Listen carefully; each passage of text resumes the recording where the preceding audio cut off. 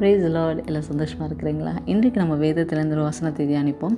ஏசாயா தீர்க்க தரிசன புஸ்தகம் 40வது அதிகாரம் 29வது வசனம் இப்படியாக சொல்கிறது: சோர்ந்து போகிறவனுக்கு அவர் பலன் கொடுத்து சத்துவம் இல்லாதவனுக்கு சத்துவத்தை பெருக பண்ணுகிறார். ஆமாங்க, இன்றைக்கு சோர்ந்து போய் நீங்கள் ஒரு வேளை காணப்படலாம். ஒரு வேளை உள்ளும் புறமுமாய் நீங்கள் சரீர பிரகாரமாகவும் சோர்வாக இருக்கலாம், மனதிலையும் நீங்கள் சோர்வாக இருக்கலாம். எனக்கு பலனே இல்லை, என்னால் எழும்ப கூட முடியல அப்படின்னு சொல்லி ஒரு இடத்துல நீங்கள் முடங்கி போயிருக்கலாம். இன்றைக்கு அப்படிப்பட்ட ஜனங்களை பார்த்து ஆண்டவர் சொல்கிறாரு, சோர்ந்து போகிறவனுக்கு அவர் பலன் கொடுத்து சத்துவம் இல்லாதவனுக்கு சத்துவத்தை பெருக பண்ணுகிறார். அதனால் நீங்கள் எதை குறித்து கவலைப்படாதீங்க. நீங்கள் சோர்ந்து போய் இருக்க வேண்டிய அவசியமே இல்லை. ஏன்னா வானத்தையும் பூமியும் சிருஷ்டித்த தெய்வாதி தேவன் உங்களோடு கூட இருக்கிறார். அதனால் தொடர்ந்து 7 இன்டர்வியூ அட்டன் பண்ணிங்களா, 10 இன்டர்வியூ அட்டன் பண்ணிங்களா, இப்போ நீங்கள் ஆண்டவரோட பலனோடு கூட நீங்கள் போங்க. அடுத்த இன்டர்வியூ நீங்கள் சக்ஸஸ் ஆவீங்க. இதோடு அவங்க முடிஞ்சிருச்சு அப்படின்னு நினைக்காதீங்க.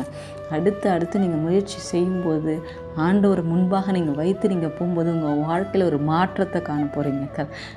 நீங்கள் இது நிச்சயமாக இது நான் சேலஞ்ச் பண்ணி சொல்கிறேன். இது வரைக்கும் நீங்களாக போய் சுயமாக ஒரு முடிவு எடுத்திருந்தீங்க அப்படின்னா இன்றைக்கு என்னோடு இணைந்து ஒரு ஜெபம் பண்ணி நீங்கள் போங்க. அந்த காரியத்தில் ஆண்டவர் உங்களுக்கு ஜெயத்தை தரப்போகிறார். ப்ரேயர் பண்ணுவோமா? ஒரு சின்ன ஜெபம் என்னோடு கூட இணைந்திருங்க. அன்பின் தகப்பனே, இந்த வேலையிலும் தகப்பனே, அப்பா என்னோடு இணைந்திருக்க ஒவ்வொரு சகோதர சகோதரிகளும் ஒரு கருத்தில் ஒப்பு கொடுக்குறோம் ராஜா. அப்பா, சோர்ந்து போகிறவனுக்கு நீர் பலனை கொடுக்கிற தேவனாக இருக்கிறீர் ஆண்டவரே. இன்றைக்கும் அநேக ஜனங்கள் அப்பா சோர்ந்து போய் என்னால் முடியல, இதுக்கு மேலே எனக்கு திராணி இல்லை, இதுக்கு மேலே எனக்கு பலன் இல்லை என்று சொல்கிற ஒவ்வொரு பிள்ளைகளுக்கும் என் தேவன் தாமே பலனையும் சத்துவத்தையும் நீ தரும்படியாய் ஜெபிக்கிறோம் அப்பா. இனி அவர்கள் அப்பா எத்தனை இன்டர்வியூ வேணாலும் அவங்க அட்டன் பண்ணியிருக்கலாம் அப்பா. இப்பொழுது ஆண்டவரே உம்மை முன்பாக வைத்து போகிறாங்க அப்பா. நீர் அவர்களுக்கு முன்பாக செல்லுங்க அப்பா. அவர்களுக்கு இருக்கிற எல்லா தடைகளையும் நீக்கி போடுங்க அப்பா.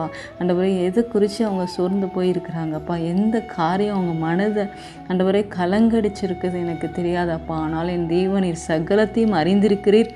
எதற்காக இவர்கள் அப்பா பாரப்பட்டு துக்கப்பட்டு சோர்ந்து போயிருக்கிறார்களோ இப்பொழுது ஜெபிக்கிற வேளையில் அப்பா அதிலிருந்து ஒரு விடுதலை நீர் தரும்படியாக ஜெபிக்கிறோம் அப்பா. அவர்களை ஆசீர்வதிங்க ஆண்டவரே. இனி இவர்கள் துக்க முகமாய் காணப்படாத, சோர்ந்து போய் காணப்படாமல் தகப்பனே நல்ல பலத்தினாலும் ஆண்டவரே சுகத்தினாலும் இருக்க தயை பாராட்டும்படியாக ஜெபிக்கிறோம் அப்பா. அவனுடைய கரத்தில் அர்ப்பணித்து ஜெபிக்கிறோம். எல்லா துதிக்கான மகிமையும் ஒருவருக்கே செலுத்துகிறோம். மீட்பெறும் ரட்சகருமான இயேசுவின் நாமத்தினால் ஜெபிக்கிறோம். ஜீவனுள்ள நல்ல பிதாவே, ஆமீன். God bless you all. Stay blessed. Thank you.